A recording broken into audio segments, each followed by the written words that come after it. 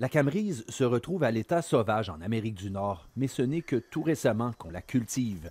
Des travaux d'hybridation réalisés en Saskatchewan depuis le début des années 2000 ont permis la création de nouvelles variétés qu'ont adoptées plus de 200 producteurs au Québec, comme ici, au Jardin Galix. La camerise, c'est pas un fruit qui est très répandu comme la fraise ou la framboise que tout le monde connaît depuis des lunes. Mais la camerise est vraiment un fruit, un super fruit là, avec des antioxydants puis plein de bonnes choses, plein de bonnes particularités. Au Québec, les premières plantations commerciales de camérisiers ont été réalisées en 2007 et cette industrie naissante se développe actuellement, surtout au Saguenay-Lac-Saint-Jean et dans Chaudière-Appalaches. Le petit fruit peut être récolté mécaniquement, congelé et exporté. Mais au Jardin Galix, toute la production est cueillie à la main et vendue fraîche à une clientèle locale de plus en plus curieuse. L'année passée, j'en ai acheté, puis quand que j'y ai goûté, j'ai trouvé que ça goûtait le bleuet un peu.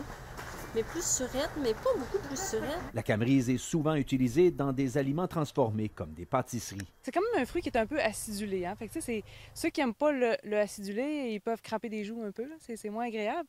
Mais mélanger dans des recettes, c'est excellent. Ça fait une couleur. Moi, je fais une mousse à la fraise là, avec des camerises. Ça devient rosé. C'est super beau. Là. Le camérisier est bien adapté au climat du Québec et les nouvelles variétés permettent d'espérer un avenir prometteur pour les producteurs.